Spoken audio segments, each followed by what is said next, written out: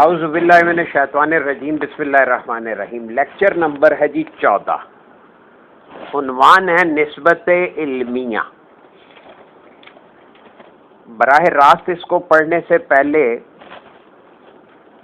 میں آپ کی توجہ دلاؤں گا، اس میں 112 نمبر پہ اور پھر 117 نمبر پہ دو نقشے دیے ہوئے، ٹھیک ہے جی۔ ذرا اس دو نقشوں کو دیکھیں تو یہ جو پیج نمبر 112 پہ نقشہ دیا ہوا ہے، اس پہ ٹائٹل ہے قرب نوافل اور نیچے لکھا ہے نسبت علمیہ۔ اب آپ اس کے ساتھ دیکھیں تو ایک دائرہ بنا ہوا ہے جس میں لکھا ہوا ہے عرفات، آگے یہ جیم نہیں ہے، یہ حج لکھا ہوا ہے، پھر عمرہ، پھر طواف، پھر رمی، پھر قربانی، ٹھیک ہے جی۔ اس کے ساتھ ایک بڑا دائرہ بنا ہوا ہے جو اصل میں تین دائروں کو دکھا رہا ہے، ثابتہ، عیان اور جویہ کو۔ اب ثابتہ کے آگے دو دائرے دکھائے گئے ہیں، یعنی ثابتہ کو دیکھیں تو اس کے دو دائرے دکھائے گئے ہیں، ایک لطیفہ اخفا، ایک سطح اندر والی سطح جو ہے، اور پھر لطیفہ خفی اس کے باہر والی سطح۔ پھر عیان جو ہے یہ ثابتہ کے گرد ہے اور اس کی بھی دو سطحیں ہیں۔ اندر کی سطح کو دیکھیں تو لطیفہ سری دکھایا ہے، اور پھر جو اس کی باہر والی سطح ہے وہ لطیفہ روحی ہے۔ اور جو تیسرا دائرہ ہے جو بالکل آخر میں جو دو دائرے باہر ہیں، ایک دائرہ جس کو لائنوں سے کراس کیا گیا ہے اس کو کہا گیا ہے کہ تخلیط، یعنی نسمہ، یہاں سے تخلیط کا عمل شروع ہو گیا، یہاں سے نسمہ بن گیا۔ اور یہ نسمہ جو ہے اس سے باہر کی طرف دو دائرے ہیں، ایک کا نام ہے لطیفہ قلبی اور ایک کا نام ہے لطیفہ نفسی۔ اب یہ سب کچھ آپ کی نظر میں آ رہا ہے۔ اب اس کے بعد دیکھیں کہ یہ نیچے لکھا ہے کہ نماز، روزہ، زکوٰۃ، آخرت، نوافل، تلاوت، فکر، ذکر، استقبال، حج اور حلق۔ حلق کہتے ہیں یہ قربانی اپنا کے بعد جو ہے وہ اپنا حاجی صاحب جب اپنا سر کے بال مونڈتے ہیں اس کو حلق کہتے ہیں۔ رمی کہتے ہیں پتھر مارنے کو، طواف آپ کو پتہ ہی ہے کہ خانہ کعبہ کے گرد ہوتا ہے۔ اب یہ قرب نوافل کے نیچے یہ ساری باتیں بتا کر تو اصل میں یہ بات ذہن میں رکھیں کہ یہ ساری عبادات، نماز، روزہ، زکوٰۃ، آخرت کے حوالے سے جو بھی ہم اعمال کرتے ہیں یہ سب نوافل میں آتے ہیں، اور نوافل میں تلاوت بھی ہے، ذکر، فکر اور استقبال اور حج اور پھر حلق۔ یہ استقبال سے مراد جو ہے یہ کسی چیز کو ویلکم کرنا، ٹھیک ہے جی۔ یہ سارے کے سارے جو شریعت کے کام ہیں یہ اصل میں قرب نوافل کہلاتے ہیں، اور انہی کا نام نسبت علمیہ ہے۔ اب اس کو سمجھیں نسبت علمیہ کیا ہے۔ دیکھیں جب آپ کسی بھی یونیورسٹی میں داخلہ لیتے ہیں تو گویا آپ کی ایک شناخت اس یونیورسٹی کے حوالے سے بنتی ہے کہ جی یہ پنجاب یونیورسٹی میں کے پڑھے ہوئے ہیں، یہ پرنسٹن یونیورسٹی کے ہیں، یہ لنکن ان یونیورسٹی کے ہیں، تو وہ ایک نسبت ہوتی ہے۔ تو کسی بات کو ہم علمی طور پہ جانتے ہیں تو اس علمی طور پہ جاننا ایک بات ہے، اور اسے عملی طور پہ جاننا یہ بالکل ایک دوسری بات ہے۔ اب آ جائیں ذرا پیج نمبر 117 پہ، تو دیکھیں اس میں بھی دائرے دکھائے گئے ہیں۔ اب یہ بڑی عجیب بات ہے، دونوں جگہ ایک ہی دائرے ہیں لیکن صرف دکھانے کا انداز ڈیفرنٹ ہے۔ ایک قرب نوافل کے تحت ہے اور اسی کا نام نسبت علمیہ دیا گیا ہے، اور دوسرے کا عنوان ہے قرب فرائض اور اسی کو نسبت جذب کہا گیا۔ اب اس میں دیکھیں تو چھوٹا سا ایک دائرہ بنا ہوا ہے خالی سا، اس کے آگے کچھ شعاعیں نکل رہی ہیں، اور وہ شعاعیں آگے جو 6 دائرے بنے ہوئے ہیں وہ اب باہر سے اندر کی طرف ہیں، یعنی کہ شعائیں بیرونی دائرے کو دکھائے، لیکن یہ سارے دائروں کو فیڈ کر رہی ہیں، کہیں سے آ رہی ہیں یہ شعائیں، اور یہ اب ان کو درجہ بندی کی گئی ہے، سائڈ پہ لکھا ہے نسمہ مطلق، نسمہ مفرد اور نسمہ مرکب۔ یہ ہمیں پہلے ہم نے پڑھا کہ یہ نسمہ مرکب جسم ہے، نسمہ مفرد ذہن ہے، اور نسمہ مطلق روح ہے۔ یہ شعائیں جو ہیں یہ ان دائروں کو ذرا غور سے دیکھ لیں کہ بالکل اس کے سینٹر میں جو دائرہ ہے اس کا نام رکھا ہے لطیفہ اخفا، اور جو اس لطیفہ اخفا کے گرد دائرہ ہے، جو سیاہ نقطے کے گرد دائرہ ہے، اس کا نام لطیفہ خفی ہے۔ پھر اس سے باہر کا جو دائرہ ہے وہ لطیفہ سری ہے، پھر اس سے باہر کا جو دائرہ ہے اس کا نام لطیفہ روحی ہے، اس سے باہر کے دائرے کا نام لطیفہ قلبی ہے، اور اس سے باہر کے دائرے کا نام لطیفہ نفسی ہے۔ جب بندہ دیکھیے یہاں پہ کچھ نہیں بتایا کہ کیسے، لیکن اگر نسمہ مرکب سے آپ ترقی کر کے نسمہ مفرد اور پھر نسمہ مطلق تک پہنچ جاتے ہیں تو یہ گویا نسبت جذب ہوئی اور یہ قرب فرائض ہوئے۔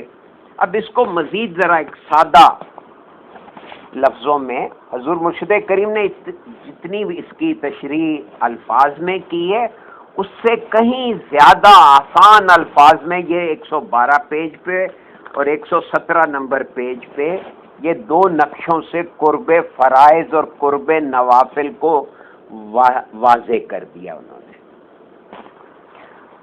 تو میں یہ عرض کرنے لگا تھا کہ یہ نسبت جذب یعنی قرب فرائض اور قرب نوافل کو ہم آسان عام دنیاوی زبان میں منڈین ٹرمینالوجی میں کیسے سمجھ سکتے ہیں۔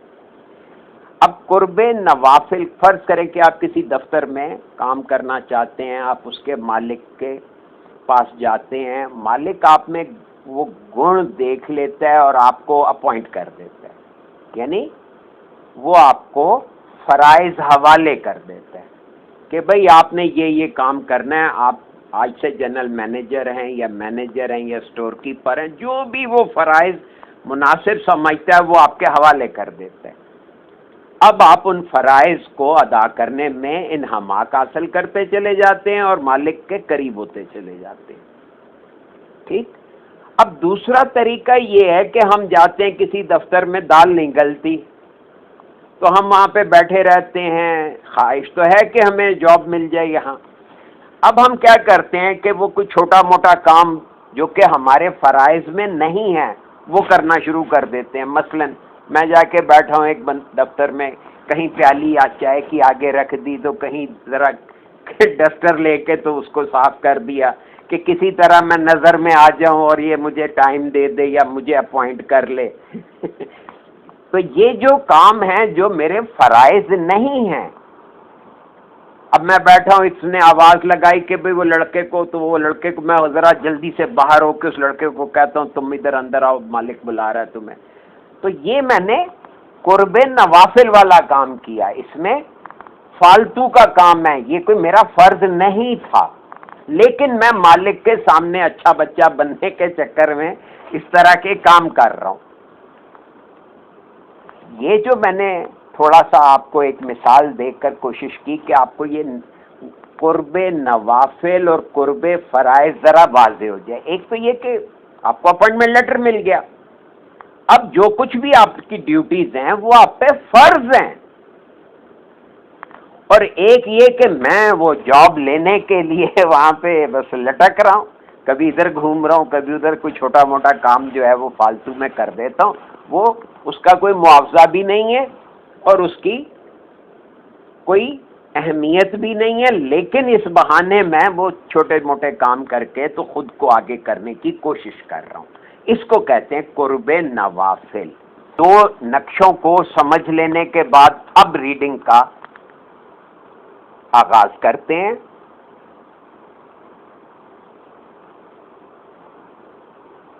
نسبت علمیہ۔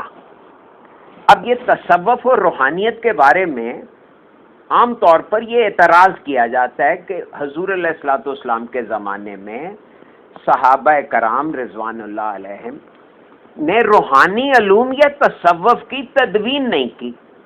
یہ روحانیت اور تصوف ایک بہت بڑا اعتراض ہے کہ بھئی حضور علیہ الصلوۃ والسلام کے دور میں یا صحابہ کرام کے دور میں تو یہ کوئی روحانی علوم یا تصوف کے علوم کی کوئی تدوین یا اس کو مدون نہیں کیا گیا، اکٹھا نہیں کیا گیا، ان کو ارینج نہیں کیا گیا.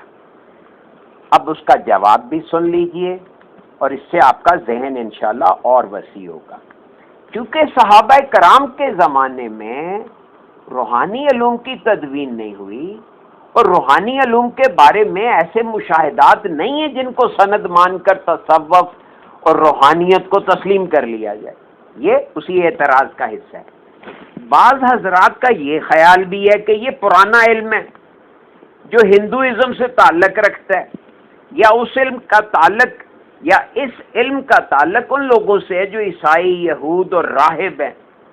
یعنی یہ مسٹسزم ہے، یعنی رہبانیت سے اس کا تعلق ہے. یہ پورا وہ اعتراض دیکھ لیں اس کی کتنے اینگل ہیں. یعنی انہوں نے دنیا کی دلچسپیاں ختم کر کے دنیا کے ہنگاموں سے اپنا رشتہ منقطع کر کے ایک ایسی راہ اختیار کی ہے جو عوام الناس کو دنیا سے دور کر دیتی ہے. کائنات اور کائنات کے اندر موجود رنگینیاں اللہ تعالیٰ نے اس لیے پیدا نہیں کی کہ آدمی ان سے فرار اختیار کر کے بیابان یا کسی گوشے میں بیٹھ جائے. تصوف کے بارے میں اس قسم کے اعتراضات ہمیشہ اٹھتے رہے ہیں. یہ تصوف، یہاں پہ اگر آپ اجازت دیں تو میں ذرا لفظ تصوف کو واضح کر دوں. تصوف کا تعلق، اس لفظ کا تعلق اون سے جوڑا جاتا ہے تو اس کو صوف کہا جاتا ہے. کچھ لوگ اس کا تعلق یعنی کہ اونی لباس پہننا یا داڑھی رکھنا یہ صوفی لوگ کرتے ہیں.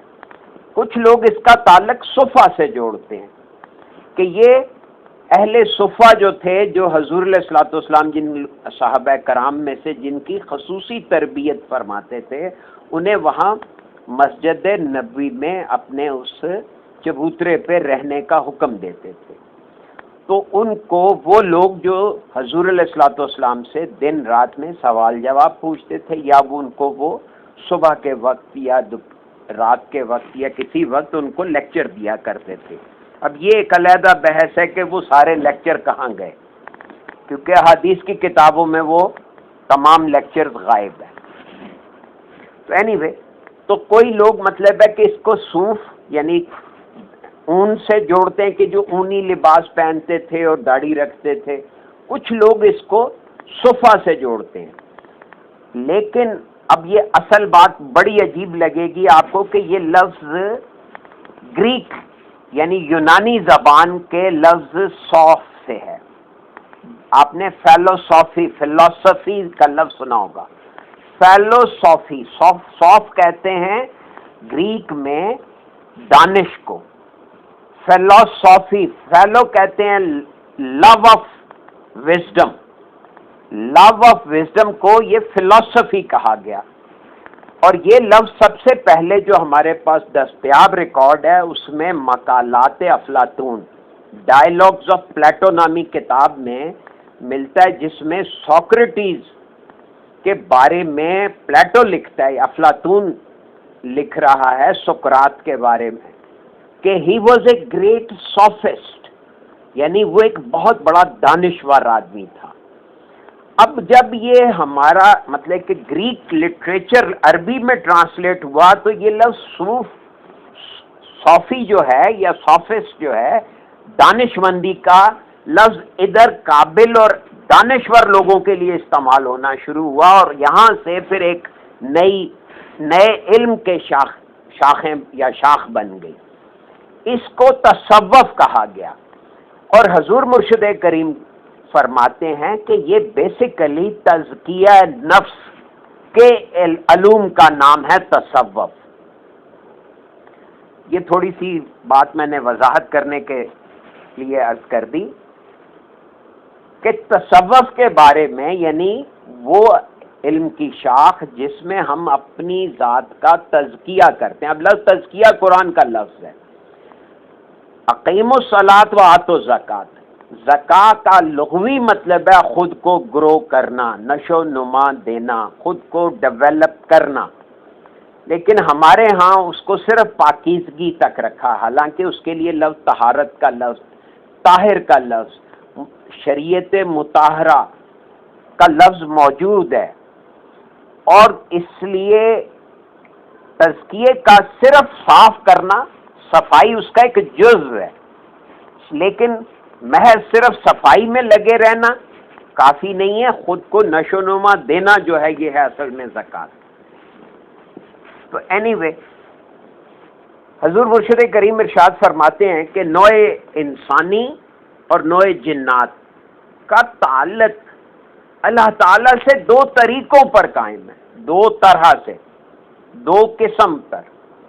ایک طریقہ یہ ہے کہ اللہ کی تجلی کسی بندے کو، چاہے وہ نوع انسانی میں سے ہو یا نوع جنات میں سے ہو، اپنی طرف متوجہ کر لے اور اس بندے کی طرز فکر میں، غور سے سنیے، بندے کی طرز فکر میں اللہ تعالیٰ کی ذات اور صفات مستحکم ہو جائیں.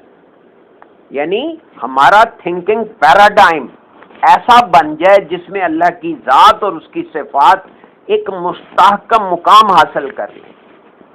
اور جب وہ کوئی عمل کرے تو ارادتاً یا غیر ارادی طور پر، ارادی طور پر یا غیر ارادی طور پر اس کا ذہن اللہ کی طرف متوجہ رہے. ہم لوگ زبان سے، منہ سے اللہ اللہ کی کرلیاں کرتے ہیں، کلیاں نہیں کہا، کرلیاں. کرلانا پنجابی میں کہتا ہے ایسے ہی چیخیں مارتے رہنا، تکلیف میں، اذیت میں کرلانا ہوتا ہے. تو یہ کرلیاں نہیں کرنی، ہم نے ذہن کو اللہ کی طرف متوجہ رکھنے کا عمل جو ہے یہ ہے ایک نسبت. یہ انبیاء علیہ السلام کی طرز فکر ہے. یہ طرز فکر یہ پہلی دفعہ حضور قلندر بابا اولیاء کے تحریر سے میں نے سمجھا، پڑھا. میرے علم میں نہیں ہے کہ کبھی کسی مفکر نے یا مصنف نے انبیاء کرام کی طرز فکر کو واضح کیا ہو. یہ حضور قلندر بابا اولیاء کا اعجاز ہے کہ انہوں نے ڈائریکٹ دو ٹوک الفاظ میں بتا دیا کہ انبیاء کرام کی طرز فکر میں یہ خوبی ہوتی ہے اور اسی کو اپنانا اس نبی کے امتیوں پہ لازم ہے.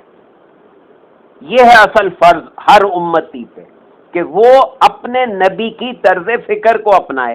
اور طرز فکر کیا ہے کہ جب بھی وہ کسی چیز کی طرف متوجہ ہو تو اس کو یہ احساس عادتاً ہو کہ اس چیز سے میرا براہ راست کوئی تعلق نہیں ہے، اللہ کی وجہ سے اس سے میرا واسطہ اور تعلق ہے. یہ انبیاء علیہ السلام کی طرز فکر ہے. اب ایک طرز یہ ہے کہ انسان اللہ کے بارے میں اور اللہ کی موجودگی کے بارے میں عملی طور پر یقین رکھتا ہوں. اس یقین کو حضور علیہ الصلوۃ والسلام نے مرتبہ احسان کا نام دیا. اب یہ لفظ مرتبہ احسان کو بھی آج سن لیجئے. یہ مرتبہ احسان کا مطلب ہے، یہ حضور علیہ الصلوۃ والسلام کی ایک حدیث ہے کہ جب تم اللہ کے سامنے کھڑے ہو اس کی عبادت کرنے کے لیے، یہ عبادت کرنے کے لیے بریکٹ میں، جب تم اللہ کے سامنے ہو تو یہ محسوس کرو کہ کہ تم اس کو دیکھ رہے ہو، کائنک ترا، کہ تم اس کو دیکھ رہے ہو، ورنہ وہ تو تمہیں دیکھتا ہی ہے. کم از کم اتنا تو فیل کرو کہ اللہ تمہیں دیکھ رہا ہے. اس حدیث مبارکہ کے حوالے سے یہ کیفیت جو ہے مرتبہ احسان کہلاتی ہے. اب ذرا جو میں آپ سے طریقہ شیئر کرتا رہتا ہوں کہ اب اس لفظ کی ذرا میکانزم کو سمجھے، اس لفظ کے میکانزم کو. یہ لفظ مرتبہ رتبے سے ہے، رتبہ ڈگری کو کہتے ہیں، اور احسان کا لفظ جو ہے یہ حسن سے ہے. محسنین، ان اللہ یحب المحسنین، اللہ تو محسنوں سے پیار کرتا ہے، ہم نے وہاں کر دیا احسان۔ اب اصل میں کسی کام کو اس درجے پہ کرنا کہ اس میں حسن پیدا ہو جائے، اس کو کہتے ہیں احسان۔ تو مرتبہ احسان کہ آپ کا اللہ سے ربط ایسا ہو کہ اس میں تعلق میں خوبصورتی ہو۔ دیکھیں نا، ہم کئی دوستوں میں آپس میں یہ مثال دی جاتی کہ بھئی ان دونوں کی دوستی میں بڑی خوبصورت دوستی ہے، بہت پیاری دوستی ہے، کہتے ہیں نا۔ آپ کو خود بھی یاد آ رہا ہوگا کہ بعض دوست میرے ایسے ہیں جن کے بارے میں یہ جملہ بڑے فخر سے استعمال کر سکتا ہوں۔ تو یہ جو تعلق میں خوبصورتی پیدا ہونا ہے، اس کا نام ہے مرتبہ احسان۔ یعنی آپ کا اللہ سے اتنا ربط ہو کہ جب آپ اللہ کو سوچیں تو آپ کو محسوس ہو کہ میں اللہ کو دیکھ رہا ہوں۔ غور کریں، ورنہ اتنا تو محسوس ہونا، یہ اس کا کم تر درجہ ہے کہ ہمیں یہ تو فیل ہو کہ اللہ مجھے دیکھ رہا ہے۔ غور کریں، اس پہ باقاعدہ مراقبے کروائے جاتے ہیں اس مرتبہ احسان کے۔ نماز میں یکسوئی کے لیے یہ بڑا مجرب اور بڑا آزمودہ ٹوٹکا ہے کہ آپ ایک 5 منٹ کے لیے آنکھیں بند کر کے مصلی پہ بیٹھ جائیں اور یہ تصور جمائیں کہ مجھے اللہ محبت بھری نظروں سے دیکھ رہا ہے، وہ اللہ جو 70 ماؤں سے زیادہ اپنی مخلوق سے پیار کرتا ہے، اتنی پیار بھری نگاہوں سے میرا خالق، میرا مالک، میرا رب مجھ پہ نگران ہے، مجھے دیکھ رہا ہے۔ تو یہ کہلاتی ہے کیفیت مرتبہ احسان، یعنی اللہ تعالیٰ کی موجودگی کے بارے میں عملی طور پر یقین رکھتا، اور اس یقین کو حضور علیہ الصلوۃ والسلام نے مرتبہ احسان کا نام دیا ہے۔ یہ بات کہ صحابہ کرام رضوان اللہ کے زمانے میں روحانیت کے اوپر کوئی خصوصی علم مرتب نہیں ہوا۔ اب اس کی وجہ یہ ہے کہ سیدنا حضور صلی اللہ علیہ وسلم کی موجودگی میں حضور علیہ الصلوۃ والسلام پر مر مٹنے اور فدا ہونے والے صحابہ کرام کی ارواح صحابہ کرام کی روحیں حضور علیہ الصلوۃ والسلام کی محبت سے رنگین تھی۔ ان کے ذہن کو مکمل یکسوئی اس بات سے تھی کہ وہ حضور علیہ الصلوۃ والسلام کی باتوں میں، حضور علیہ الصلوۃ والسلام کے عمل میں، حضور علیہ الصلوۃ والسلام کے اٹھنے بیٹھنے اور حضور کے نورانی چہرے پر غور و فکر کرتے رہتے تھے۔ ان کی باتوں میں، ان کے عمل پہ، ان کے اٹھنے بیٹھنے پہ، ان کے نورانی چہرے پہ غور و فکر کیا کرتے تھے۔ یہ تھی شان صحابہ کرام کی۔ اس غور و فکر سے حضور علیہ الصلوۃ والسلام کے قریب رہنے والے حضرات کی روحانی پیاس بجھتی رہتی تھی۔ صحابہ کرام کو حضور کے اقوال میں بھی بہت زیادہ شغف تھا، اور حضور علیہ الصلوۃ والسلام کی ذات اقدس اور حضور کی گفتار میں انہامات کی وجہ سے حضور علیہ الصلوۃ والسلام کے ہر قول، ہر عمل کی صحیح ادبیت اور صحیح مفہوم پوری گہرائیوں کے ساتھ ان کے اوپر واضح ہوتا رہتا تھا۔ نسبت یہ تھی کہ ان کی کہی ہر بات اور وہ جو بھی عمل کرتے تھے اس کی صحیح ادبیت یہ معنویت سے آگے کی بات ہے، اور پھر صحیح مفہوم یعنی کہ کوئی بات کس مفہوم میں وہ کہہ رہے ہیں وہ پوری گہرائیوں کے ساتھ ان کے اوپر واضح ہوتی رہتی تھی۔ احادیث پڑھنے کے بعد، احادیث کو سننے کے بعد، حضور علیہ الصلوۃ والسلام کے عمل کو دیکھنے کے بعد حضور علیہ الصلوۃ والسلام کی ذات اقدس کے انوار سے وہ لوگ پورا پورا استفادہ کرتے تھے. اس طرح ان کی روح کے اندر انوار کے تمثلات، ریاضت اور مجاہدات کے ذریعے ذخیرہ کرنے کی ضرورت پیش نہیں آتی تھی. یہ راز بتا دیا. وہ حضور علیہ الصلوۃ والسلام کے قدسی الفاظ اور حضور کے نورانی کردار اور حضور علیہ الصلوۃ والسلام کے پیغمبرانہ ذہن سے بغیر کسی کوشش کے روشناس تھے. روشناس تھے، وہ جانتے تھے، سمجھتے تھے. حضور قلندر بابا اولیاء رحمت اللہ علیہ فرماتے ہیں جب مجھے عالم بالا کی سیر کے مواقع حاصل ہوئے تو میں نے دیکھا کہ صحابہ کرام رضوان اللہ کی روح انسانی میں، ان کے لطیفہ روحی اور سری میں قرآن پاک کے انوار اور احادیث کے انوار موجود ہیں، اور انوار کا تقدس اور اس کی نورانی لہریں صحابہ کرام کی ارواح میں اس طرح موجود ہیں کہ ان کی روحیں نور سے لبریز ہیں. اس نور سے یعنی نور نبوت سے. حضور قلندر بابا اولیاء فرماتے ہیں اس دور میں روحانی قدروں کا نہ ہونا اور روحانی علوم کا تفصیلی تذکرہ نہ ہونا، اسی وجہ سے صحابہ کرام کے بعد زمانہ جیسے جیسے حضور علیہ الصلوۃ والسلام کے واصل بحق ہو جانے کے بعد دور ہوتا چلا گیا، اسی مناسبت سے لوگ رسول اللہ صلی اللہ علیہ وسلم کے اقوال اور رسول اللہ صلی اللہ علیہ وسلم کے کردار کے انوار سے دور ہوتے چلے گئے. صحابہ کے بعد تابعین اور تبع تابعین یعنی صحابہ کرام کے بعد کی نسل جنہوں نے صحابہ کرام سے سیکھا انہیں تابعین کہتے ہیں، اور پھر جنہوں نے ان تابعین سے سیکھا انہیں تبع تابعین کے کہتے ہیں. تو تبع تابعین کے بعد 4 نسلیں، حضور علیہ الصلوۃ والسلام، صحابہ کرام، تابعین اور چوتھی تبع تابعین. تو یہ 4 نسلیں تقریباً لگ بھگ 100 سال کے بعد لوگوں کے دلوں سے قرآن پاک کے انوار اور احادیث کے انوار معدوم ہونے لگے.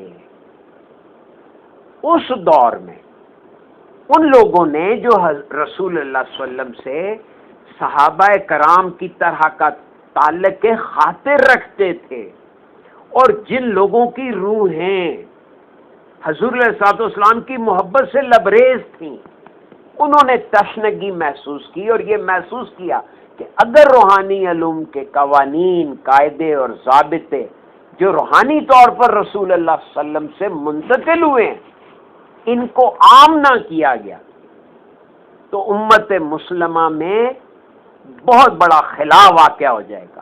لہذا انہوں نے رسول اللہ صلی اللہ علیہ وسلم کے انوار کو اپنی روح میں ذخیرہ کرنے کے بعد اللہ کا عرفان حاصل کرنے کے ذرائع تلاش کیے اور پھر ضابطے اور قاعدے بنائے. یہ ضابطے اور قاعدے علمی اعتبار سے بنائے گئے تاکہ حضور علیہ الصلوۃ والسلام کا امتی ہر شخص یہ علم حاصل کر سکے. یہ بنیاد بنی. تمام 200 کے قریب روحانی سلاسل ہیں. یہ بات وجہ بنی 200 روحانی سلاسل کی موجودگی کی. حضور رسول اللہ صلی اللہ علیہ وسلم کے انوار سے اپنی روح کو لبریز کرے اور ان روحانی قدروں سے اللہ تعالیٰ کا عرفان حاصل ہو جائے. چنانچہ شیخ نجم الدین رحمت اللہ علیہ اور ان کے شاگرد مثلا شیخ شہاب الدین سہروردی رحمت اللہ اور خواجہ معین الدین چشتی رحمت اللہ ایسے حضرات گزرے ہیں جنہوں نے علمی حیثیت میں اللہ کے ان اسماء اور قرآن پاک کی ان آیات کا انتخاب کیا جن کے ورد سے ذہن انسانی میں زیادہ سے زیادہ نورانی ذخیرہ ہوتا ہے، یعنی انوارات کا ذخیرہ ہو جاتا ہے. تو شیخ حسن بصری کے زمانے تک یہ چیزیں نہیں ملتی. یہ بات تاریخ کے صفحات پر موجود ہے کہ حضرت علی رضی اللہ تعالی عنہ نے تمام واعظین کو واعظ کرنے سے منع کر دیا تھا. صرف ایک ہستی شیخ حسن بصری رحمت اللہ علیہ ایسی تھی جن کو حضرت علی رضی اللہ تعالیٰ میں غلط پڑھ گیا. ایک ہستی شیخ حسن بصری رضی اللہ تعالیٰ عنہ ایسی تھی جن کو حضرت علی کرم اللہ وجہ کی طرف سے واعظ کرنے کی اجازت تھی. حضرت حسن بصری رضی اللہ تعالیٰ عنہ کے بعد ایسا دور آیا کہ حضور علیہ الصلوۃ والسلام کی ذات بابرکات سے متعلق انوار و تجلیات لوگوں کے ذہن سے دور ہونے لگے اور اللہ کی صفات کو جاننے میں وہ انہماک نہیں رہا جو صحابہ کرام کے زمانے میں تھا. لہذا علماء باطن اولیاء اللہ نے اللہ کی ذات اور حضور علیہ الصلوۃ والسلام کے انوار کو سمجھنے کے لیے طرز فکر کی قدریں قائم کی.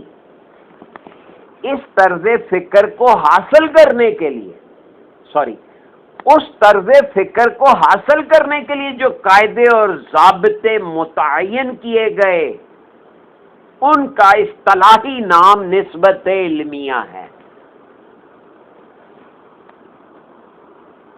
یہاں رک جاتے ہیں.